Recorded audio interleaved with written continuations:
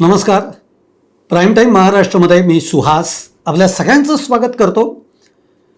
काही घडामोडी, काहींच्या भेटीगाठी, काहींची वक्तव्य ही सगळी आपल्याला संभ्रमात टाकणारी असतात. त्यातून शरद पवारांच्या मनात काय आहे, त्यांच्या पोटामध्ये काय आहे, त्यांच्या ओठात काय आहे हे समजणं तर महामुश्किल आहे. त्यातून आपण बघतोय की सध्या राष्ट्रवादीमध्ये बराच सगळा गोंधळ चालू आहे. प्रफुल्ल पटेल आणि सुनील तटकरे यांना पूर्णतः साईडलाईन करण्यात आलंय आणि त्यातून एक जी लोकसत्ताची बातमी समोर येते ती तर भयंकर चक्रावून टाकणारी आहे की नेमकं चाललंय काय. ती बातमी अशी आहे की दिल्लीमधलं पक्षाचं जे कार्यालय आहे या कार्यालयामध्ये आता विशिष्ट पदांवर जी लोक आहेत त्यांच्याशिवाय कोणालाही दालनं मिळणार नाहीत. थोडक्यात ती कार्यालयं आता त्यांच्यासाठी नसतील जे कुठल्याही पदावर नाही आहेत. खूप मोठं काहीतरी राष्ट्रवादीमध्ये घडतंय. पण मग ज्या भेटीगाठी आहेत, जी विधान आहेत, त्याचे अर्थ काय आहेत हे सगळं आपण बघण्याचा प्रयत्न करणार आहोत या व्हिडिओमधनं. तुम्हाला व्हिडिओ आवडला ना तर लाईक करा, शेअर करा, चॅनल सबस्क्राईब करायला विसरू नका आणि तुमच्या कमेंट या कमेंट बॉक्समध्ये जरूर टाका. तर मंडळी, जसं मी म्हटलं की शरद पवारांच्या म्हणजे पूर्वी असं म्हटलं जायचं की शरद पवारांच्या शिवाय महाराष्ट्रातलं राजकारण हे पुढे जाऊ शकत नाही.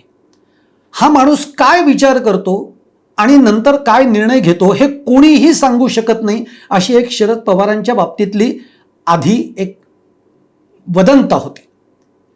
आता तशी तरी स्थिती राहिली नसली फारशी तरीही राष्ट्रवादीमध्ये आजही शरद पवारांचा शब्दाच्या पुढे काही नाही आहे. आणि अर्थात ते दोन्ही राष्ट्रवादींच्या बद्दल बोलतोय. अगदी अजितदादा वेगळे जरी झालेले असले तरी अजितदादा कधी शरद पवारांच्या शब्दाला डावलून ते काम करणार नाही. ती स्थिती आजही आहे. आता नवीन नेतृत्व आहे. सुनेत्रा पवारांच्या हाती सगळी सूत्र आलेली आहेत. सुनेत्रा पवार गटनेत्या झाल्या, उपमुख्यमंत्री झाल्या, पार्थ पवार राज्यसभेवर खासदार झाले, जय पवार आता एकदम राजकारणामध्ये सक्रिय झालेले आहेत.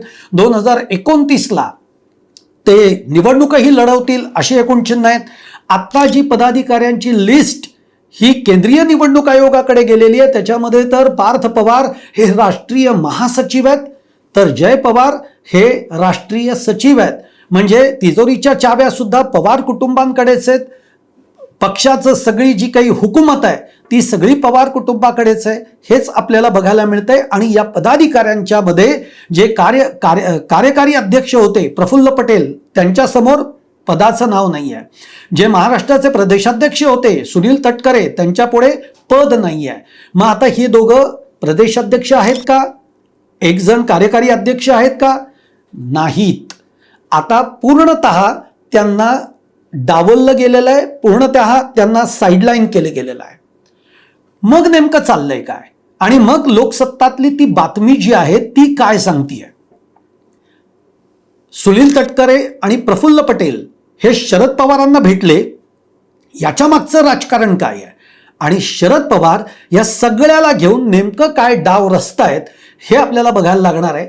आता मित्र हो, याच्यामध्ये गंमत अशी आहे की जसं अजितदादा वेगळे झाले त्याच्यानंतर सुनील तटकरे प्रफुल्ल पटेल हे अजितदादांच्या बरोबर आले, मग धनंजय मुंडे इतर सगळे जे नेते आहेत ते अजितदादांवर जे काही ज्यांचा विश्वास होता ती सगळी मंडळी आली. पण जेव्हापासून अजितदादांनी राष्ट्रवादी वेगळी केली तेव्हापासून ना प्रफुल्ल पटेल ना सुनील तटकरे यांनी शरद पवारांची भेट घेतलेली आहे. मधल्या काळात तर त्यांनी शरद पवारांच्या विरोधामध्ये ज्या पद्धतीची वक्तव्य केलेली आहेत ती बघितली तर शरद पवारांच्या मनामध्ये आज या दोघांच्या विषयी नक्कीच राग असणार आहे आणि तो स्वाभाविक आहे. पण आत्ता जेव्हा राष्ट्रवादीमधनं म्हणजे अजित पवार गटातनं जेव्हा सुनेत्रा पवारांनी नेतृत्व सगळं आपल्याकडे घेतल्यानंतर या दोन नेत्यांची राष्ट्रवादीतली जी काही महत्त्व होतं, जे काही वर्चस्व होतं हे सगळं एकदम कमी करून टाकलेलं आहे. एकदम त्यांचे पंख छाटून टाकलेले आहेत. आणि त्यानंतर सुनील तटकरे हे शरद पवारांच्या भेटीला गेले. आता बातमी आज अशी येते पुन्हा की जेव्हा सुनील तटकरे शरद पवारांना भेटले त्याच्या आधीच प्रफुल्ल पटेल हे शरद पवारांच्या घरी होते. मग याचे अर्थ काय आहेत? दुसरीकडे दिल्लीमध्ये जे काही एक राष्ट्रवादीचा एक कार्यालय आहे, जे पक्ष कार्यालय आहे, या पक्ष कार्यालयामध्ये शेवटी एक दालनं असतात.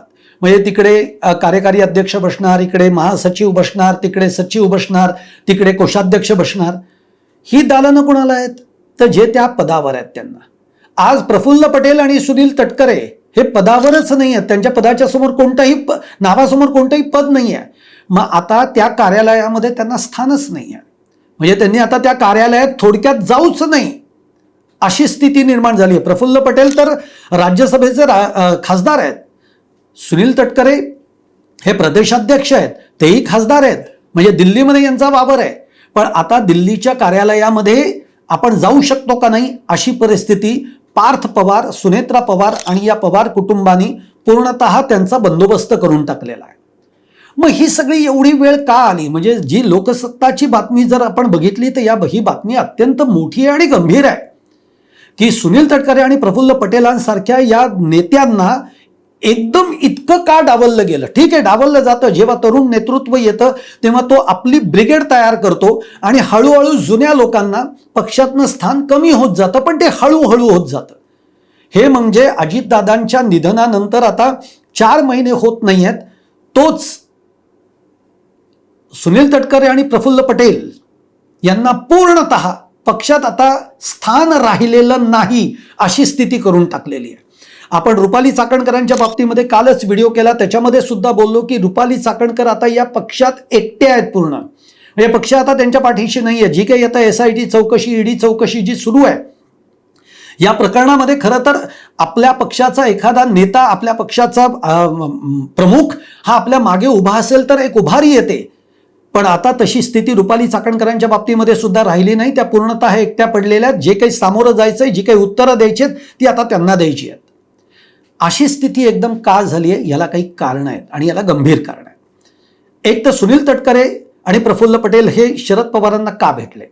तर का भेटले म्हणजे आता 2 राष्ट्रवादी वेगळ्या झाल्यानंतर ज्या पद्धतीची भूमिका शरद पवारांच्या बाबतीमध्ये घेतली गेली त्याबद्दलची एक दिलगिरी असेल ती व्यक्त करायला ते दोघं गेलेले आहेत की आम्ही मधल्या काळात जे काही तुमच्यावर बोललो असू, टीका टिप्पणी केलेली असेल, जे काही आरोप प्रत्यारोप केले असतील त्याबद्दल क्षमा असावी, दिलगिरी व्यक्त करतो म्हणूनही ते गेले असतील. दुसरं, जे रोहित पवारांनी सातत्याने अजितदादांच्या निधनानंतर जो काही आरोप केलेला आहे की 2 राष्ट्रवादींचं विलिनीकरण व्हावं हे अजितदादांना वाटत असताना काही लोक याच्यामध्ये खीळ घालत होती, मोडता घालत होती किंवा हे विलिनीकरण होऊ नये यासाठी प्रयत्न करत होते. हे 2 व्यक्ती म्हणजे प्रफुल्ल पटेल आणि सुनील तटकरे. त्यामुळे शरद पवारांना हे सांगण्यासाठी हे दोघं गेले असतील की आमचा विलिनीकरणाला विरोध नाही, आमच्या नावाने उगीचच बदनामी केली गेलेली आहे. विलिनीकरण आपण करूयात किंवा करायला आमचा विरोध नाहीये, आम्ही तयार आहोत, अशा पद्धतीचं कदाचित एक मांडणी करण्यासाठी सुद्धा त्यांनी शरद पवारांची भेट घेतलेली आहे. पण सगळ्यात आश्चर्य आपल्याला असं वाटतं की शरद पवारांचं जे विधान आहे ते असं का आलं बरं की प्रफुल्ल पटेल आणि सुनील तटकरे ही 2 माणसं अशी आहेत की ज्यांनी पक्ष उभारणीच्या कामामध्ये खूप मोठं योगदान आहे त्यांचं आणि ही 2 मंडळी खूप सक्षम आहेत, म्हणजे ताकदवान आहेत म्हणजे एकूण पक्षाच्या उभारीसाठी. अशा आशयाचं वक्तव्य हे शरद पवारांनी केलं आहे. तुम्ही सुप्रिया सुळेंचं सुद्धा वक्तव्य आठवून बघा. सुप्रिया सुळे असं म्हणाल्या की एक संध जर राष्ट्रवादी जेव्हा होती तेव्हा प्रफुल्ल पटेलांना अशा पद्धतीनं डावलण्याची कुणाची हिंमतही नव्हती किंवा असं त्यांचं नाव टाकलं जाणार नाही अशी कोणी हिंमत सुद्धा केली नसती. सुप्रिया सुळेंना नेमकं काय म्हणायचं? ही सगळी विधानं जी आहेत, ही सगळी कृती जी आहे, या सगळ्या भेटीगाठी ज्या आहेत, हे आपल्याला चक्रावून टाकतात. पण राजकारण खूप वेगळं असतं, जे दिसतं तसं अजिबात नसतं. म्हणून म्हणलं ना, शरद पवारांच्या मनात काय आहे आणि ओठात काय आहे हे आपल्याला कळणार नाही. शरद पवार बोललेत की हे दोघं मंडळी यांचं योगदान खूप आहे, पण आता शरद पवार खरंच त्यांना माफ करणार आहेत का? तर मला नाही वाटत. ज्या पद्धतीने प्रफुल्ल पटेलांनी तर असं सांगितलं होतं की मी एक आत्मचरित्र लिहिणार आहे, त्याच्यामध्ये काय नेमकं घडलंय, शरद पवारांनी काय केलंय हे मी सगळं त्याच्यामध्ये उलगडा करणार आहे. शरद पवार कसं हे सगळं विसरतील किंवा शरद पवारांना याचं कुठेतरी दुःख नक्कीच झालेलं असणार आहे. पण मग तरी शरद पवार बोलतात एक, पण कृती मात्र वेगळी असते. त्यामुळे ते माफ करतीलच का? तर अजिबात नाही, असं वाटत नाही. आता राहिला प्रश्न विलिनीकरणाच्या बाबतीमध्ये. विलिनीकरण होईल का? वाटत नाही. जोपर्यंत भाजपच्या वरिष्ठ नेतृत्वाला वाटत नाही की या दोन पक्षांनी विलिनीकरण करावं, तोपर्यंत एकतर हे विलिनीकरण होणार नाही. दुसरं, शरद पवारांनी याच्या आधीच जाहीर केलेलं आहे की काही झालं तरी आम्ही भाजपला बरोबर जाणार नाही. आणि दुसरी, राष्ट्रवादी तर भाजपबरोबर सत्तेत आहे, सत्तेशिवाय ते सत्ता सोडून विलिनीकरण करणार नाहीत. त्यामुळे विलिनीकरणाच्या बाबतीमध्ये जरी आपण विचार केला, कारण मी हे का मुद्दा काढला तर अगदी कालच म्हणजे सुनील तटकरे, प्रफुल्ल पटेल यांची भेट झाल्यानंतर दुसऱ्या दिवशी पुण्यामध्ये शरद पवार गटाच्या नेत्यांची गुप्त बैठक झालेली आहे विलिनीकरणाला घेऊन. आता ती गुप्त मी का म्हणतोय, कारण ती बैठक ही पक्ष कार्यालयात नाही झाली, ती बैठक एका हॉटेलमध्ये झाली. कोण होतं त्याला? अमोल कोल्हे होते, अनिल देशमुख होते, जयंत पाटील होते, असे सगळे दिग्गज मंडळी त्या बैठकीला होती. म्हणून मी त्याला गुप्त म्हटलेलं आहे, कारण ती हॉटेलमध्ये झाली आहे. विषय काय होता? विलिनीकरणाच्या बाबतीमध्ये काही गोष्टींची चाचपणी ही साईड बाय साईड सुरू सुद्धा आहे. आज शरद पवार बारामतीमध्ये बारामतीकरांना भेटतायत, त्यांना वेळ देत आहेत. कदाचित बारामतीकरांचं मत काय आहे ते जाणून घेण्याचा प्रयत्न करतायत, कार्यकर्त्यांशी भेटतायत. आगामी काळामध्ये जर तशा पद्धतीचा विचार करायची वेळ आली तर काय करायचं, हा देखील एक त्यातला चाचपणीचा भाग आहे. पण आज मुद्दा काय आहे की या दोन नेत्यांना इतकं डावलण्यात काय आलं, म्हणजे लोकसत्ताची बातमी की आता त्यांना दिल्लीच्या कार्यालयामध्ये सुद्धा बसता येईल का नाही अशी शक्यता एकदम निर्माण झालेली आहे. इतकं काय घडलंय याला फक्त 3 कारणं आहेत. फक्त 3 कारणं आहेत. ती 3 कारणं मी तुम्हाला सांगणार आहे. एक म्हणजे एक ऑडिओ क्लिप आहे, तुम्ही ती बातमी ऐकलेली असेल. एक ऑडिओ क्लिप ही सुनेत्रा पवारांना ऐकवण्यात आली आणि ती पार्थ पवारांनाही ऐकवण्यात आली. त्यामुळे हे दोघंही या मंडळींवर संतप्त झालेली आहे. काय आहे ही ऑडिओ क्लिप? कुणी दिली आहे, कुणी दाखवली आहे?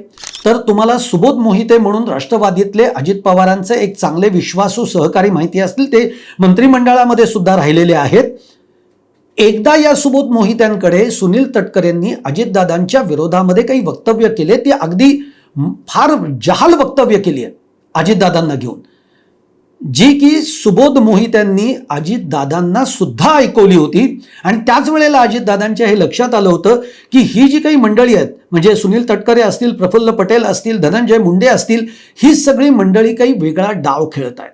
आणि म्हणून त्या काळामध्ये अजितदादा एकीकडे विलिनीकरणाच्या बाबतीमध्ये शरद पवार गटाशी बोलणी करत होतं, काही लोकांशी भेटीगाठी करत होतं. जयंत पाटलांच्या बरोबरच्या त्यांच्या बोलणी ही पार पुढपर्यंत गेलेली होती, जो तपशील नंतर त्या मंडळींनी सांगितलेला आहे. ती जी ऑडिओ क्लिप आहे ती आत्ता सुनेत्रा पवार आणि पार्थ पवार यांना सुद्धा ऐकवण्यात आली आणि तिकडे पार्थ पवार चिडले, सुनेत्रा पवारही चिडल्या की जर असं होत आहे तर मग आता ही माणसं आपल्या पक्षात नकोच, ती त्या पदांवर तर अजिबातच नको. हा निर्णय त्या तिघांनी घेतला की आता जर पक्षावर कोणाची हुकूमत असेल तर ती पवार कुटुंबाचीच असेल. पक्षाचा जो सगळा पैसा आहे तो कोणाच्या ताब्यात असेल तर तो पवार कुटुंबाच्याच ताब्यात असेल. म्हणून तुम्ही कोषाध्यक्ष सुद्धा कोण आहेत तर गर्जे म्हणून एक जण जे आहेत, शिवाजीराव गर्जे माझ्या मते, ते कोषाध्यक्ष आहेत राष्ट्रवादी अजित पवार गटाचे. महासचिव पार्थ आहेत, सचिव जय पवार आहेत.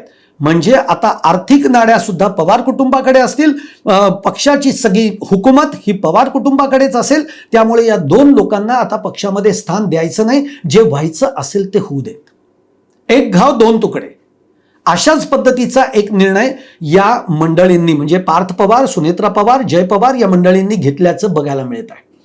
याला एक दुसरं कारण आहे, म्हणजे जसं हे एक कारण असतं तसं दुसरं एक कारण फार महत्वाचं आहे, जी एक आर्थिक बाजू असते. पक्षाचा एक निधी आहे, पक्षाचा एक पैसा असतो. तो पैसा आत्ता जर आपण बघितलं तर तिजोरीमध्ये फक्त 2 लाख रुपये शिल्लक आहेत अशी एक चर्चा आहे, अशी एक बातमी बाहेर येते. मग पार्थ पवारांनी असं विचारलं की एवढा पैसा गेला कुठे?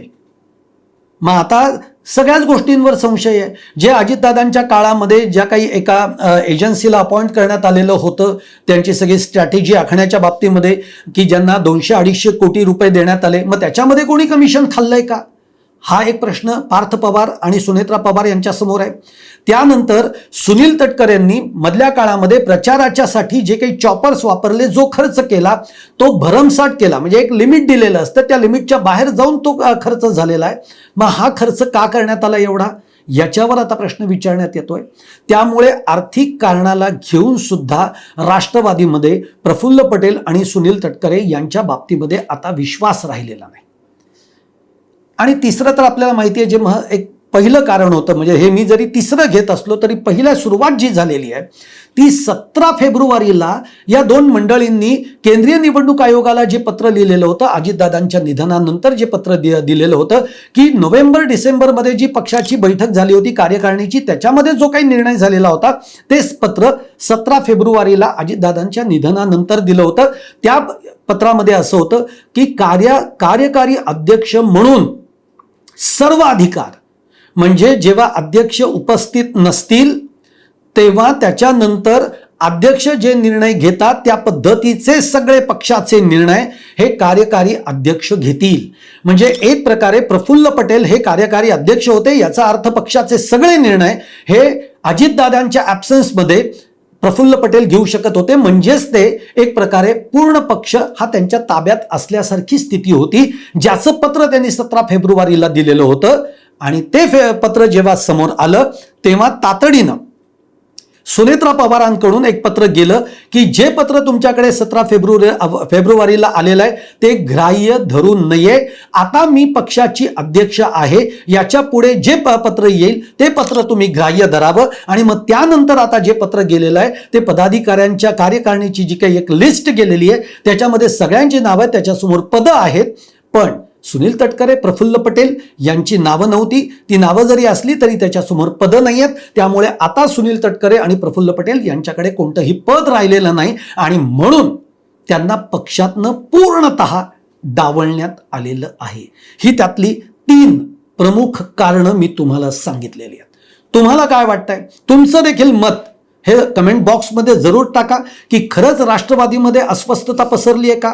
सुनेत्रा पवार यांच्या नेतृत्वावर राष्ट्रवादीतले काही आमदार जे असतील त्यांना अजूनही विश्वास राहिलेला नाहीये का? खरंच जसं रोहित पवार म्हणतायत तसं पक्ष फुटू शकतो का? 22 आमदार हे भाजपमध्ये जाऊ शकतात का? सुनील तटकरे, प्रफुल्ल पटेल पक्ष फोडू शकतात का?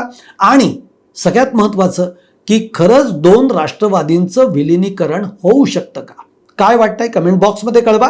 आणि तुम्हाला माझा हा व्हिडिओ आवडला असेल तर लाईक करा, शेअर करा, चॅनल सबस्क्राईब करायला विसरू नका.